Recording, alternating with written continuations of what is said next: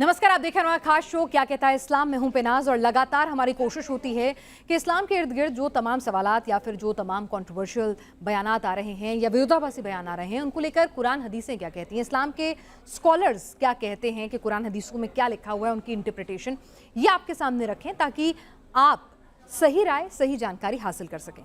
और हमारे पूरे पैनल के विचार जो हैं वो उनके निजी विचार होते हैं और हम फिर भी आपसे कहते हैं एक्सपर्ट्स की कमेंट सुनने के बाद भी आप अपने स्तर पर रिसर्च करें, बातचीत करें और फिर कोई राय बनाएं। आज हम जिस मुद्दे पर बात कर रहे हैं वो ये कि आखिर बार बार सर तन से जुदा की धमकी क्यों दी जा रही है। सर तन से जुदा की धमकी सूफी संतों को भी मिल रही है, आम लोगों को भी मिल रही है और इस धमकी का एक्शन भी हमने देखा है, उदयपुर हो महाराष्ट्र हो। तो सवाल यह है कि क्या कहीं कुरान हदीस में सर तन से जुदा की बात लिखी हुई है? क्यों बार बार इस तरह की कट्टरपंथी भरी धमकियां एक के बाद एक लगातार आ रही हैं, रुकने का नाम नहीं ले रही हैं? इसी पर बातचीत हम करेंगे। हमारे साथ एक पूरा वरिष्ठ पैनल इस वक्त मौजूद है। हमारे साथ मौलाना अशरफ जिलानी साहब हैं, इस्लाम के जानकार हैं। सूफी कौर हसन माजिदी साहब हैं, अध्यक्ष हैं सूफी खानाका एसोसिएशन के। हमारे साथ समीर हैं, एक्स मुस्लिम हैं, इस्लाम के जानकार हैं। पंकज जी हैं, पंकज त्यागी जी हमारे साथ पीड़ित हैं जिन्हें सर तन से जुदा की धमकी मिली है। और यहाँ पर सूफी माजिदी साहब को भी धमकी मिली है सर तन से जुदा की। सबसे पहले सूफी माजिदी साहब आपसे जानना चाहूंगी, अभी तक ये लगता था कि भाई वो लोग जो इस्लाम को नहीं मानते हैं, इस्लाम से जुड़े हुए नहीं हैं, दूसरे धर्मों के हैं, उनको सर तन से जुदा की धमकी मिलती है, लेकिन आपको क्यों मिल गई? बड़ा महत्वपूर्ण सवाल आपने किया और इसका जवाब मैं दूंगा और उम्मीद करता हूं कि सभी लोग गौर से हमारी बात को सुनेंगे और इंटरप्ट नहीं करेंगे बीच में। आज से 1400 से भी अधिक साल पहले भी सबसे पहले जो इस्लाम में सर तन से जुदा किया गया था वो पैगंबर साहब के नवासे हजरत इमाम हुसैन अलैहिस्सलाम का करबला के मैदान में सर तन से जुदा किया गया था। इस्लाम के नाम पर खुद को मुसलमान कहने वाली एक विचारधारा जो कि इस्लामी मूल्यों के विपरीत, इस्लाम में तो साफ साफ कहा गया कि लकुम दीनुकुम वलिय दीन, तुम्हारे लिए तुम्हारा दीन, तुम्हारे लिए तुम्हारा दीन। लेकिन एक वो विचारधारा जो अपना एक निरंकुश और क्रूर और खूनी शासन पूरी दुनिया में स्थापित करना चाहती थी, उस विचारधारा ने इस्लामी लिबादा ओढ़ करके हजरत इमाम हुसैन को का कत्ल किया, उनका सर तन से जुदा किया। वो परंपरा आज तब से लेकर के आज तक चली आ रही है। अपने विचारों के विपरीत लोगों का वो विचारों से जवाब न देकर के सीधे सीधे यही काम करते हैं, सर तन से जुदा करने की उनकी पॉलिसी है। जी, तो यानी आप कह रहे हैं कि एक मुस्लिमों का सेक्ट है जो इतना एग्रेसिव है और ये परंपरा जो है 1400 साल पहले भी सर तन से जुदा हुआ था इस्लाम में। ऐसा नहीं है कि इस्लाम में एग्जिस्ट ही नहीं करती है। जी बिल्कुल, इसकी शुरुआत सबसे पहला जो सर तन से जुदा हुआ था वो करबला के मैदान में पैगंबर साहब के बेटे हजरत इमाम हुसैन का सर जुदा। उनका गुनाह क्या था? गुनाह क्या था उनका? उनका गुनाह तो हम ये शब्द गुनाह नहीं कह सकते, लेकिन मसला ये है कि उन्होंने बातिल के खिलाफ आवाज उठाई थी, उन्होंने क्रूरता के खिलाफ आवाज उठाई थी, उन्होंने सही इस्लामी नियमों के विपरीत कार्य करने वाले यजीद इब्ने मुआविया के खिलाफ आवाज उठाई थी। यजीद का ये मानना था कि अपनी बहन के साथ निकाह किया जा सकता है, अपनी बुआ के साथ निकाह किया जा सकता है। वो शराब को जायज करार देता था, नमाज की फर्जियत से इनकार करता था। जी माजिदी साहब, आपको क्यों सर से तन से जुदा की धमकी मिली? आप तो सूफी हैं, सूफी संत तो अमन की बात करते हैं और आप खुद इस्लाम को मानते हैं, तो आपको क्यों धमकी मिली? मैं वजह जान सकती हूँ क्या? जी बिल्कुल, बल्कि हमको जो धमकियां मिली इसके कारण पे जो अगर आप देखेंगे तो सबसे ज्यादा खबरें अगर किसी ने चलाई है तो आपके चैनल ने ही चलाई है, प्रमुखता के साथ हमारी बातों को उठाया है। और हमको जो धमकियां मिली, सर काटने की धमकियां मिली, उसके बारे में आपके चैनल ने बड़ी प्रमुखता से चलाया। हमारा एक मुद्दा ये कि इस्लाम के नाम पर जो कट्टरपंथ फैलाया जा रहा है, इस्लाम के नाम पर जो अवैध फतवे दिए जाते हैं, इस्लाम के नाम पर जो ये कहा जाता है कि किसी हिंदू को होली की मुबारकबाद देने से निकाह टूट जाता है और किसी मतलब हिंदू के कार्यक्रम में शामिल होने से इस्लाम से खारिज हो जाते हैं, तो ऐसी विचारधारा भारत जैसे लोकतांत्रिक देश में जहां पर संविधान चल रहा है, तो संविधान के सामने ये जो फतवे और अवैध फतवा फैक्ट्री चल रही है, ये तो पूरी तरीके से हमारे देश की विधि, कानून और संविधान का उल्लंघन करती है। तो इन पर कार्रवाई हो और ऐसे तत्वों को का मतलब जो है वो मुस्लिम समाज भी बहिष्कार करे, इनके बारे में जो है जानकारी होना चाहिए। तो ये सब आवाजें प्रमुखता के साथ उठाने के कारण इन कट्टरपंथियों के द्वारा जो है बराबर हमको दबाया जा रहा है और सरतन से जुदा करने के फतवे दिए जा रहे हैं। पंकज जी, आपको क्यों सरतन से जुदा की धमकी मिली? जी, सबसे पहले तो मैं आपका बहुत बहुत शुक्रिया अदा करूँगा कि आपका चैनल हमेशा इस बात को उठा रहा है और मैं श्री महंत मार्तंड पशुपतिन हूँ इस समय। अच्छा जी, वैसे मेरा नाम पंकज त्यागी है। देखिए मैं हमेशा हिंदुत्व की बात करता हूँ। मेरा धर्म सनातन धर्म है जिसको मैं बढ़ाने की बात करता हूँ और करता रहूँगा। मैं अभी और आपके माध्यम से उन लोगों को जो अपने को जिहादी कहते हैं, वो गीदड़, अगर हिम्मत है तो मेरे सामने आए, ठीक है। और अगर नुपुर जी का साथ देना अगर गलत है तो ये मेरा गुनाह है। भाई स्वर्गीय कन्हैया लाल के बारे में पक्ष रखना मेरा अगर गुनाह है तो ये गुनाह मुझे मंजूर है, लेकिन हम भी ये बर्दाश्त नहीं करेंगे। बर्दाश्त बहुत हो चुका। हिंदू या सनातन धर्म अब बर्दाश्त नहीं करेगा। ठीक है, हम इस तरह की एग्रेसिव बातें ना करें। सर सुनिए, सर मैं सिर्फ यहाँ पे किसी तरह की एग्रेसिव बात नहीं चाहती हूँ। मैं सिर्फ आपको एक पीड़ित के तौर पर मैंने यहाँ पे इनवाइट किया है कि आपको धमकियां क्यों मिली, क्योंकि आपने कन्हैया लाल और नुपुर का साथ दिया था, उनके लिए आवाज उठाई थी। मैं सही समझी हूँ? हाँ ठीक है। और मैं हमेशा रोहिंग्या मुसलमान और बांग्लादेशी मुसलमानों के खिलाफ हूँ। मैं साफ बता रहा हूँ आपको। ठीक है, तो इसीलिए आपको सरतन मेरे देश का मुस्लिम मेरा है। ठीक है।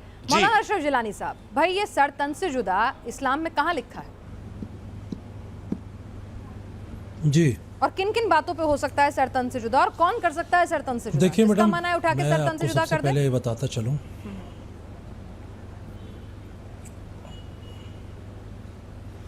बिल्कुल आपका सवाल बहुत अच्छा है। मैं इंशाल्लाह मुतमईन करने की कोशिश करूंगा।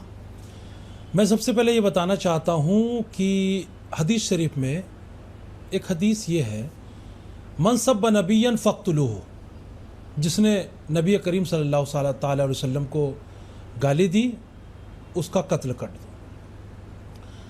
अब मैं सबसे पहले ये सवाल करता हूँ कि यह हदीस किस दर्जे की है। हदीस का दर्जा देखा जाएगा। क्या यह हदीस मुतवातिर है? क्या यह हदीस मुत्तफ़क़ अलैह है? क्या यह हदीस कुदसिया है जिस पर अमल किया जाए? यह हदीस में तो है, लेकिन यह हदीस इस लायक नहीं है कि इस पर अमल किया जाए। दूसरी बात, ये तमाम के तमाम इस्लाम के तमाम जो कानून हैं वो कुरान और हदीस के नज़रिए से बने हैं। मैडम, हर चीज़ कुरान और हदीस से कोट की गई है, और हमारे जो क्या नाम है, हम जिनकी इक्तिदा करते हैं उनका नाम इमाम आज़म अबू हनीफ़ा है। इमाम आज़म अबू हनीफ़ा ने तमाम कानून की किताबें कुरान और हदीस से कोट की हैं और उन्होंने कानून बनाया है।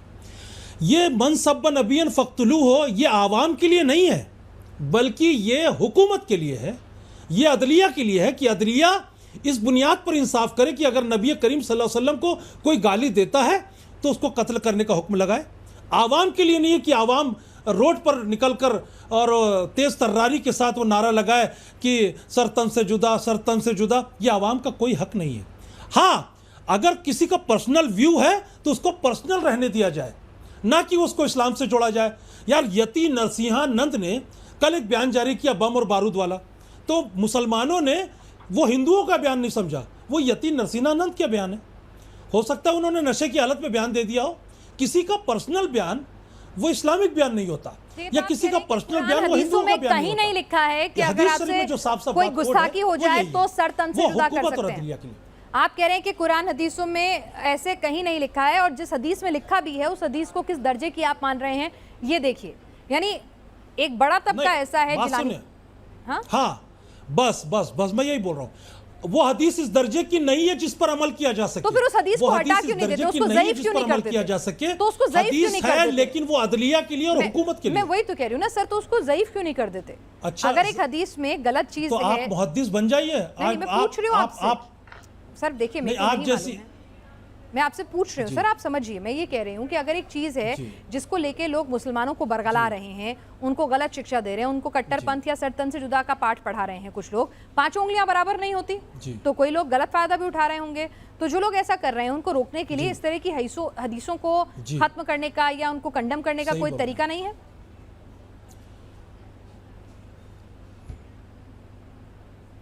देखिए, हम इस्लामिक कोर्ट चलाते हैं रायपुर छत्तीसगढ़ में। इस्लामिक कोर्ट, मेरे वालिद मोहतरम सैयद रईस अशरफी जिलानी यहाँ के काजी हैं, छत्तीसगढ़ काजी हैं। हम अपने चैनल के माध्यम से या हम अपने इस्लामिक कोर्ट के माध्यम से हमने 12 इस तमाम बातों का विरोध किया है और खुल के विरोध किया है कि आवाम अहले सुन्नत या आवाम मुस्लिम इस तरह की कोई भी बातें ना करें, क्योंकि ये हदीस आवाम के लिए नहीं है बल्कि हुकूमत और अदलिया के लिए। अदालत में ये बात जाए और काजी उसकी बुनियाद पर फैसला करे, यानी अदालत का जज, वो अदालत के जज को एक गुहार है, वो आवाम के लिए नहीं है। हमने 12 बयान जारी किया है। हाँ, हमें अवेयरनेस लाना चाहिए, हमें अवेयरनेस लाना है अल्हम्दुलिल्लाह, और इंशाल्लाह कोशिश में लगे हैं कि इस तरह की कोई बात अवामुन नास में ना जाए। समीर, ये बातें नहीं है और इसको धीरे धीरे कंडम किया जा रहा है। ये सिर्फ एक हदीस में लिखा हुआ है और जो लोग इसका बेजा इस्तेमाल कर रहे हैं, ऐसा कहीं भी किसी कुरान में किसी आयत में जिक्र नहीं है। और जिस हदीस में लिखा भी है वो कह रहे हैं कि उसका दर्जा देखिए, इससे लोगों को गलत प्रोपेगेंडा मत फैलाइए, पर आप तो कहते हैं कि ऐसा लिखा हुआ है।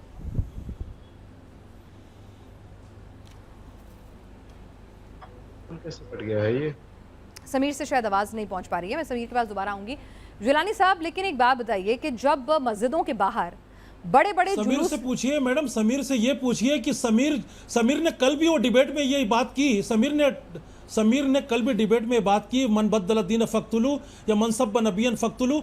मैंने मैडम, हदीस कोट करना ईमानदारी नहीं है या दयानतदारी या जहनियत नहीं है। हदीस किस दर्जे की, उस हदीस पर अमल किया जा सकता है कि नहीं, ये इस बात पर जोर दिया जाए। मैं इस पर मुकम्मल गुफ्तगू कर सकता हूं आपसे कि ये हदीस अमल के लायक नहीं है। मैं वही कह रही हूँ, अगर कोई हदीस अमल के लायक नहीं है तो उसको ज़ईफ क्यों नहीं डिक्लेयर कर दिया जाता? जी, कुछ ऐसी हदीसें भी हैं ना जिनको नहीं माना जाता है, जिनको काउंट नहीं किया जाता है। जहां तक मेरी समझ में ज़ाहिर सी बात है मैडम, जब वो मुत्तफ़क़ अलैह नहीं है, जब वो हदीस मुत्तफ़क़ अलैह नहीं है, जब वो मुतवातिर नहीं है या हदीस कुदसी नहीं है, तो जाहिर सी बात है उसके नीचे के दर्जे की होगी।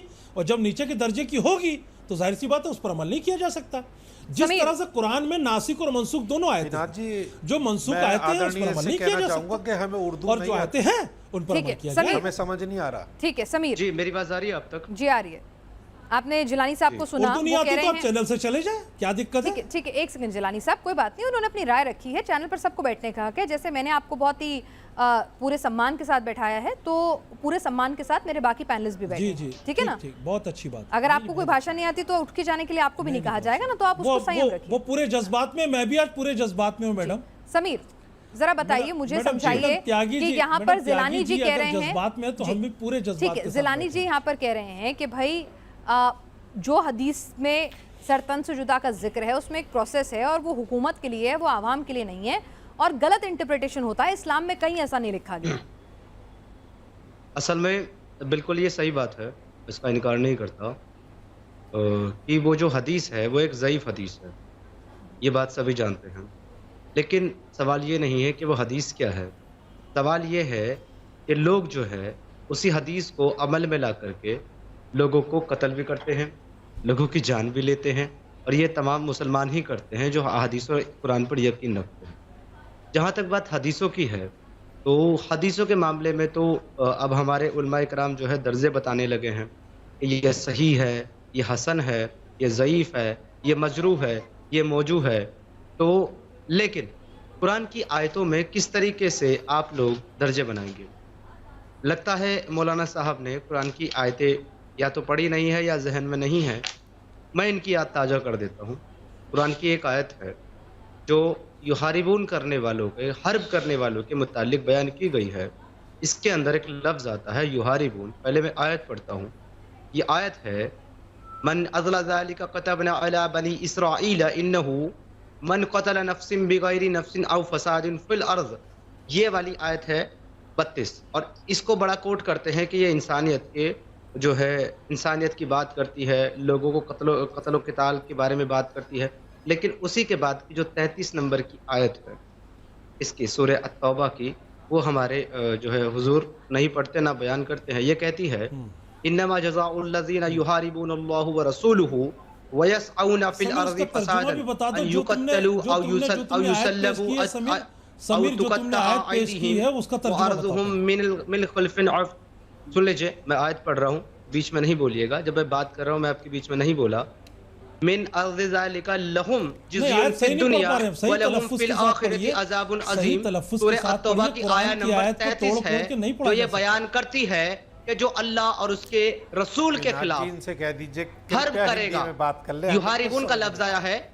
हर्ब के अंदर हर तरह का वो अमल आता है जो अल्लाह और उसके रसूल के खिलाफ हो, जैसे कि उनके खिलाफ जंग करना, उनके खिलाफ साजिश करना, उनकी शान में गुस्ताखी करना, या उनके खिलाफ जंग करने वालों का साथ देना, उनके खिलाफ जंग की साजिश करना और साजिश करने वालों के साथ अपना जो है योगदान देना, अपना हाथ उसके अंदर बटाना, या इसके अलावा इस्लाम को छोड़ देना, एपोस्टेसी अख्तियार कर लेना, इस्लाम से फिर जाना, ये सारे के सारे अमल युहारिबून हर्ब के अंदर आते हैं। तो जो इनमें से कोई भी काम करेगा उसकी सजा यह है कि उसको कत्ल किया जाए, उसको सूली चढ़ा दिया जाए, यहां तक कि उसके हाथ और उसके पांव मुख्तलिफ सिमतों में यानी कि अलग अलग दिशाओं में काट दिए जाएं, और अलग अलग दिशाओं में हाथ काट दिए जाएं, और ये सजा है उसकी दुनिया में, और मरने के बाद उसके लिए बहुत बड़ा अजाब है। ये कुरान है। आप हदीसों के अंदर दर्जे बता सकते हैं, आप कुरान के अंदर क्या दर्जे बताएंगे? ठीक है, मुझे जिलानी ये साहब 9 जवाब की दें। 33 समझाएं। चलिए बता दें, मेरी बात समझें। सूरह मायदा सूरह नंबर 5 आयत नंबर 32 जो आपने कोट की, उसका तर्जुमा क्या हुआ? उसका तर्जुमा ये हुआ कि अगर कोई 33 किसी को की कोट जान किया, का कत्ल करे 32 कोट करने सजा की के तौर जिम्मेदारी पर या आप लोगों फसाद की करने, है। फसाद इसमें फैलाने आप के बड़ी तौर पर। बेहतरीन जलेबी तो बनाते हैं कि ये इंसानियत की बात कर उसने रही है, और सारे कत्ल इंसानियत किसी का कत्ल कत्ल हो जाए किया। उसकी बात। सारे मैं 33 की बात कर रहा हूं, मैं 33 की बात कर रहा हूं। बात सुनो, वो कह रहे सूरह हैं अल-माइदा की आयत मुर्तद नंबर मेरी बात 33 सुनो। समझाएं अरे मुझे। सुनिए ना, वो 33 मुर्तद मेरी बात सुनो। जिलानी साहब वो मुर्तद कह रहे मेरी बात सुनो पहले। 33 आप 32 पढ़ रहे हैं, वो कह रहे हैं 33 पढ़िए। मुर्तद मेरी बात सुनो पहले जी। मुर्तद से बड़ी तकलीफ है उन्होंने आप सबसे पहले हजरात को। 32 पढ़ा जिसका तर्जुमा मुर्तद नहीं से किया, बड़ी तकलीफ। जिसका अरे तर्जुमा भाई, साफ साफ ये 32 लिखा पे भी है बात कि करेंगे, अगर किसी 33 पे इंसान बात का करो कत्ल पहले। किया तो उसने सारी इंसानियत का 32 कत्ल पे किया। भी बात करेंगे, 33 पे बात करो पहले। अरे 32 में जो जलेबी है 33 वो पे भी बाद में बात करते देखेंगे। हैं हम, 33 पे भी बात करते हैं। 33 क्या कहती है? इन्नमा जज़ाउल लज़ीना युहारिबूनल्लाह व रसूलहु मुर्तद चिल्ला व के यसअूना बात फिल करोगे अर्ज़ि तो फसादिन डिबेट अन नहीं होगी। युक़त्तलू अन युसल्लबू अन संजीदगी से तुक़त्ता गुफ्तगू अयदीहिम। करो। उसको मारो, कत्ल करो, संजीदगी सूली से चढ़ा दो, उसके गुफ्तगू हाथ करो, पांव हम काट दो। तुम्हारे ये गुलाम 33 का नहीं हैं। तर्जुमा बताएं मुझे। 32 पे बाद में जाना। 33 क्या कहती बिल्कुल है? सही है, बिल्कुल सही है, बिल्कुल सही लिखा है, लेकिन ये किसके लिए है ये भी बताओ। ये किसके हर्ब लिए करने लिखा गया? वालों के लिए। इन्नमा जज़ाउल लज़ीना युहारिबूना हर्ब का करने लफ्ज वाला आया कौन है? युहारिबूना हर्ब से निकला है। हर्ब हर्ब में मैंने करने बता वाला दिया कौन हर था? तरह का अमल है। उस जमाने में अल्लाह के हर्ब रसूल करने की वाला शान में कौन था? गुस्ताखी करना भी, उनको गालियां देना उस भी, जमाने उनसे जंग में करना भी, हर्ब करने वाला एपोस्टेसी कौन इख्तियार था? करना भी, हर तरह का अमर है। हर तरह का अमर युहारिबून के उस अंदर आता है। जमाने में हर्ब करने वाला कौन उस था? जमाने जिस को वक्त छोड़िए, ये नाज़िल कुरान हुई, की जिस- आयत इस जमाने में यहाँ आ पर हम पढ़ यार, रहे आप बात हैं। तो सुन नहीं अगर रहे ये और सिर्फ आप उस बिल्कुल जमाने चिल्ला के रहे लिए है तो ये आज निकाल कर फेंके अपने कुरान से। क्यों पढ़ते हैं आज इसे? पढ़ रहे हैं ना, तो पढ़ रहे हैं तो मान भी रहे हैं ना, तो ये मान भी रहे हैं ना, ये पढ़ रहे हैं ना, तो पढ़ आप रहे हैं तो मुर्तद मान क्यों भी रहे हो हैं गए? ना। तो फिर ये अरे उस जमाने आप का में मतलब क्या है? अगर आप में हिम्मत थी तो निकाल ले, अगर आप में हिम्मत नहीं, है तो हमने क्या कुरान कहा की आयत आपसे? निकाल ले। नहीं, हमने आपसे क्या कहा? हमने आपसे ये आप कहा तो कि जा- अगर आप मैं इसको आज सिर्फ पढ़ते इतना हैं, पूछ रहा हूं आज आपसे कि मानते ये हैं, इसका तो फिर ये नुज़ूल- मत कहिए कि उस जमाने में। इसकी- ये उस जमाने की बात नहीं है, ये कयामत तक के लिए नाजिल हुआ है कुरान, कयामत तक के लिए। इसमें कोई समीर, वक्त नहीं इसकी है। शान नुज़ूल क्या है? इसकी शान नुज़ूल ये है कि कुछ समीर, लोगों ने इसकी इस्लाम को छोड़ समीर, दिया इसकी था, शान जिनको नुज़ूल आपके क्या है? रसूल अल्लाह ने समीर, इसकी कत्ल शान करवाया। नुज़ूल क्या है? तुम ये बताओ। शान नुज़ूल है। आप शान नुज़ूल बताएं, आप शान नुज़ूल बताएं। इसका कुछ और है इसके अलावा जो मैं बयान कर रहा हूँ? रसूल अल्लाह ने कत्ल कुछ करवाया। लोगों ने अबे इस्लाम शर्म को आती अख्तियार है? करने के बाद शर्म और आती है? छोड़ दिया। अबे शर्म आती उन है? लोगों रसूल को अल्लाह ने कत्ल कत्ल करवाया करवाया, आपके रसूल बेशरम अल्लाह ने। बेगैरत कहीं उनकी के। आंखें फुड़वा दी गई, अगर बोहतान उनके हाथ तराशी पांव किया कटवा हुजूर दिए पर, गए, उनकी अगर ज़बानें कटवा दी तुमने गई, हुजूर उनको पर पानी तक बोहतान नहीं दिया तराशी गया। की, आप मुझसे शान समीर नुज़ूल मुर्तद, पूछे। अगर तुमने हुजूर पर बोहतान तराशी की तो खुदा की कसम मैं अच्छा वो नहीं बात होगा। कर रहा हूँ जो ऑथेंटिक आप रेफरेंस अगर में हुजूर लिखी की हुई शान में है। गुस्ताखी अगर करोगे तो ऑथेंटिक अच्छा नहीं रेफरेंस होगा। में लिखी हुई बात और होती है, औकात में रह के बात करो। समीर आप इस्लाम में छोड़ रह के चुके बात हैं। करो तुम। समीर आप इस्लाम समीर, छोड़ तुम चुके हैं औकात में और रह के आप बात प्लीज करो। मेरी हम आपसे तुम्हारे- रिक्वेस्ट है कि आप किसी की भी धार्मिक आप भावनाओं को इस्लाम आहत छोड़ ना चुके हो, करें। आप किसी तरह से हुजूर की शान में गुस्ताखी नहीं करें। आप पैगंबर साहब की शान में गुस्ताखी ना तुम्हारी- करें। एजेंडा है, हम ये तुम्हारी एजेंडा ज़बान है, जब खींच सवाल का लेंगे जवाब नहीं इंशाअल्लाह। हो तो गुस्ताखी का इल्जाम लगाओ। मैंने कोई गुस्ताखी नहीं की, मैंने कुरान की शान आयत में पढ़ी, गुस्ताखी तर्जुमा करोगे, पढ़ा, इसमें जबान कोई खींच गुस्ताखी लेंगे नहीं है। तुम्हारी नस्लों की। हम धमकाइए मत हमारे जिलानी जवाब साहब। चाहते हैं, हमारी जबान जबान खींच से लेंगे। पहले जिलानी जवाब साहब, दीजिए। धमकी मत हुजूर दीजिए ने ना। कत्ल हमें करवाया। गलत साबित अरे कीजिए। जो हुजूर ने जिस हुजूर को रहमतुल्लिल आलमीन बनाकर भेजा गया वो कत्ल करवाएंगे? जिस हुजूर ने काब बिन अशरफ का कत्ल जंगे किसने खंदक कराया? में खंदक खिंचवा कर मौलाना काब बिन अशरफ दुश्मनों का को कत्ल रोक किसने दिया, वो कराया? कत्ल करवाएंगे? अस्मा बिनते मरवान का कत्ल जितने- किसने करवाया? किसने कराया? एक सेकंड समीर, आप समीर, ने तुम्हारे बाप समीर, ने- समीर, समीर, देखिए तुम्हारे कत्ल बाप दादाओं ने- कत्ल मत बोलिए, तुम्हारे हो बाप सकता दादाओं है ने- वो सजा हो उस वक्त, आप तुम्हारे कत्ल मत बाप बोलिए। दादाओं ने जी नहीं, काब बिन अशरफ कोई कत्ल जंग का करने नहीं इल्जाम आया मेरे था। हुजूर पे नहीं काब लगाना। बिन अशरफ नहीं कोई नहीं, लड़ाई में नहीं आप था। समीर, कोई जंग में इल्जाम समीर, नहीं लगाना समीर, मैंने मुर्तद। आपसे कहा, समीर, मेरी मैंने आपसे बात कहा, सुनो, आप किसी मुर्तद भी मेरी किसी बात के सुन। भी इष्ट को आप इस सुन तरह मेरी की बात, बातें नहीं मुर्तद बोलेंगे। की समीर, औलाद। तमीज से जिलानी साहब, ये इनकी इस तरह की तालीम है। भाषा का इस्तेमाल ये मत इनकी तालीम करिए। है। मैडम मैंने 10 जिलानी मरतबा साहब, मना किया जिलानी कि इसको साहब, मत इस तरह की बैठाया भाषा करिए। का इस्तेमाल मत करिए। मैं भी उनको बोल रही हूँ, उनको बिल्कुल, रोक मैं रही हूँ। इसको मैंने मैं मना उनकी किया कि बात इसको मत को बैठाला करो उसको। हुजूर की शान में गुस्ताखी कर समीर, समीर, आप प्लीज, मैं आप समझिए, समीर, आप पैगंबर साहब की शान में गुस्ताखी बिल्कुल ना करें। ये बिल्कुल भी बर्दाश्त नहीं है। आप इस्लाम छोड़ चुके हैं, आप अपने तरीके से इस्लाम को पढ़ते हैं, लेकिन इस्लाम को मानने वाले करोड़ों लोग हैं और मोहब्बत करने वाले पैगंबर साहब से करोड़ों अरबों लोग हैं। तो प्लीज समीर, आपने जिसको छोड़ दिया, कम से कम उसका सम्मान करना सीखिए। आप अपनी जबान जो है, एक आप बात कह रहा हूँ, मेरी बात मुझे रखने का मौका दिया जाए। बिल्कुल अगर मैं सर, गुस्ताखी सर करना- आप मैंने जिलानी साहब, एक मिनट रुकिए, अपनी भाषा पे कंट्रोल रखिए। समीर, आप प्लीज, मैंने कहा ना, आप तर्क की बात कीजिए। आप किसी भी ऐसे शब्द का इस्तेमाल नहीं करेंगे जिससे पैगंबर साहब की शान में गुस्ताखी होगी। हुजूर, आपको डिबेट से हटाना पड़ेगा। समीर, मुझे डिबेट से आपको हटाना पड़ेगा। समीर, एक मिनट, मुझे आपको डिबेट से हटाना पड़ेगा। ठीक है, मैं हट जाता हूं। आप बात समीर, करिए। एक सेकंड रुकिए। माजिदी साहब, जी। समीर क्या कह रहे हैं और जिलानी साहब कह रहे हैं, आप थर्ड पार्टी हैं, क्या है कहानी, जरा समझाइए। देखिए, ऐसा है ना कि जो बातें आ रही हैं, जो बातें लेकर के आ रहे हैं कि कुरान की एक आयत को उन्होंने कोट किया, ठीक है ना। देखिए, हर धर्म का अपना एक नियम होता है, हर धर्म का धर्मशास्त्र होता है, उसके अनुसार निर्णय किए जाते हैं, ज्यूडिशरी बनाई जाती है। लेकिन उसी आयत के समानांतर दूसरी आयत, जैसा कि अशरफ साहब ने पढ़ी, सूर्य मायदा की आयत थी कि जिसने किसी एक बेगुनाह को कत्ल किया, उसने पूरी इंसानियत को कत्ल किया। यहाँ किसी दंड शास्त्र को व्यक्तिगत प्रतिशोध के रूप में नहीं जोड़ा जा सकता है। दूसरी बात है, जो सबसे इंपॉर्टेंट बात है, कि चाहे वो मनसब्बा नबियन फक्तुलहू हो या वो 33 नंबर आयत हो, ये चीजें भारत में लागू ही नहीं होती, चाहे वो कुरान में लिखी हो, चाहे किसी में लिखी हो। जब भारत में भारत का संविधान है, भारत का कानून है, जब वो चीज यहाँ पर लागू नहीं होती तो उस पर बिला वजह उल्टी सीधी टिप्पणियां करके एक माहौल क्रिएट करके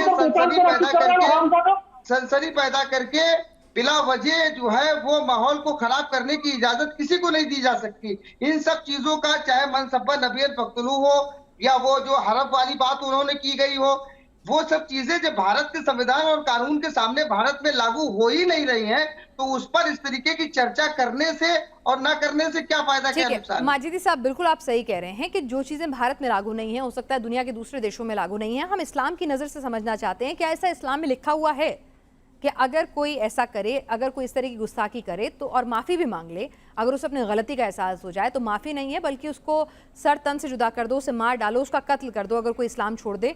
क्या ऐसा कहीं लिखा हुआ है या फिर उसकी गलत इंटरप्रिटेशन पढ़ाई जा रही है और ये इस्लाम के खिलाफ प्रचार किया जा रहा है, दुष्प्रचार? एक साफ साफ हदीस मिलती है कि जिसमें एक शख्स ने अल्लाह के रसूल सल्लल्लाहु अलैहि वसल्लम की शान में गुस्ताखी की, उस पर ज्यूडिशरी ने नियम लागू किया गया उसको सजा देने का। लेकिन वो शख्स आया नबी करीम सल्लल्लाहु अलैहि वसल्लम के पास और कहा कि या रसूलुल्लाह सल्लल्लाहु अलैहि वसल्लम, हम अपने जो अमल है उससे शर्मिंदा है, क्या हमें माफी मिल सकती है? आपने उसको अपने दामन में जगह दी, उसको गले से लगाया। ऐसा कहीं कुछ नहीं। किसी से अगर कोई गलती हो रही है और वो रुजू हो गया है, पलट आ गया है, सबसे पहली मिसाल तो मिलती है करबला के मैदान में कि मुहर्रम की 10 तारीख को हुर नाम का एक शख्स जो यजीद के लश्कर में था और इमाम हुसैन को शहीद करने के लिए आया था, उनका कत्ल करने के लिए आया था, जंग के आखिरी लम्हात में मुहर्रम की 10 तारीख को वो इमाम हुसैन के पास आया और कहा कि ऐ इमाम हुसैन, क्या हम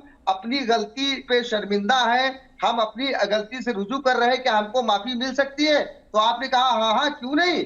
तुमने जो अमल किया, जो तुमने गलत काम किया, तुम उससे शर्मिंदा हो और तुम उससे माफी मांगना चाहते हो तो उसको माफी मिल सकती। जो शख्स कत्ल करने के इरादे से आया पैगंबर, जबकि ये मामला है कि जिसने पैगंबर के बेटे को कत्ल किया उसने खुद पैगंबर को भी कत्ल किया।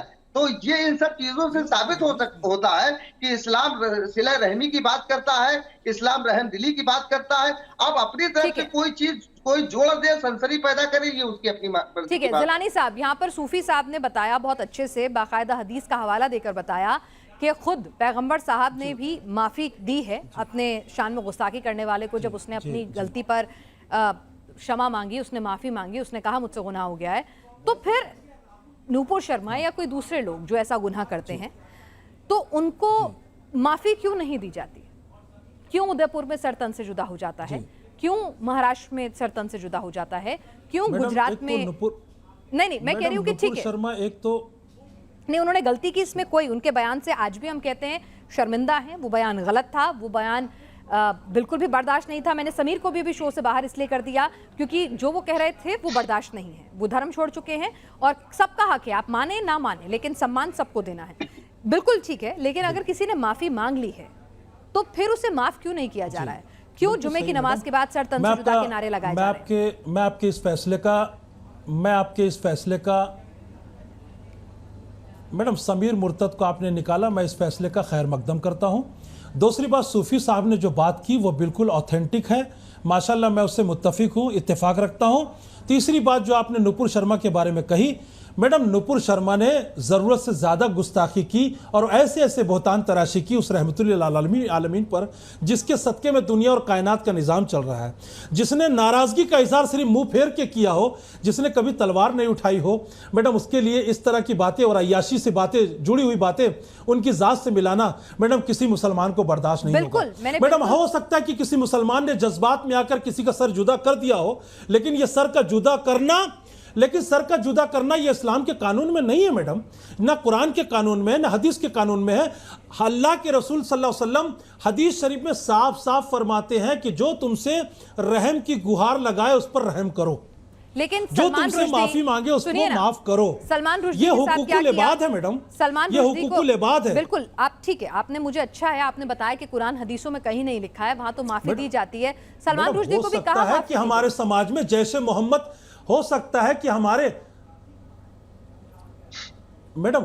कि हमारी जमात में जैसे मोहम्मद की सोच वाले कुछ लोग हों, या लादेन की सोच वाले कुछ हों, या जैसे ये तहरीके लब्बैक की सोच वाले कुछ लोग हों, जो इस तरह की हरकत करके इस्लाम और मुसलमानों को बदनाम करने की साजिश रच रहे हो।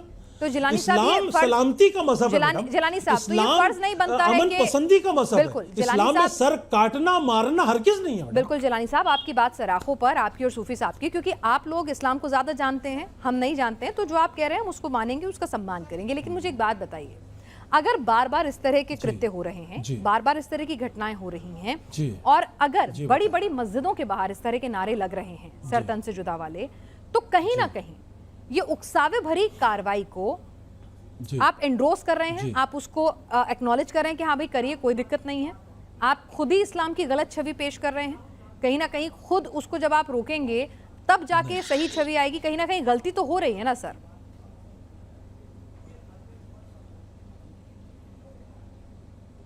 बिल्कुल सही बात है मैडम, आपका सवाल बहुत अच्छा है। लेकिन एक बात बता दें, हमारे मस्जिदों के जो अइम्मा हैं उसमें बहुत सारे इमाम ऐसे हैं जो उतने ज़्यादा काबिलियत, उतनी ज़्यादा सलाहियत नहीं रखते।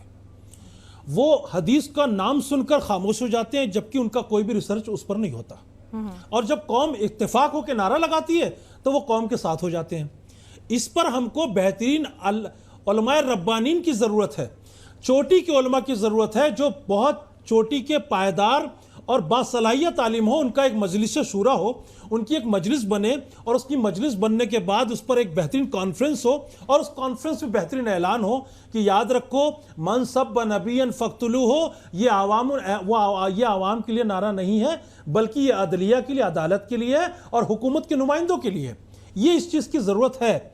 लेकिन किसी मस्जिद के बाहर अगर नारा लग रहा है तो याद रखिए मैडम, कोई टोपी लगा के लगा रहा है, कोई दाढ़ी रख के लगा रहा है, तो ये ज़रूरी नहीं है अगर ये मुसलमान का नारा है। मैंने आपको बताया था ना इसके ठीक पहले कि यति नरसिंहानंद ने इस तरह के जो भी बयान दिए इससे पहले, ठीक है। डासना के पुजारी ने, और उनसे सीधे बयान दिए, लेकिन आज तक किसी मुसलमान ने उसको किसी हिंदू का नारा नहीं समझा।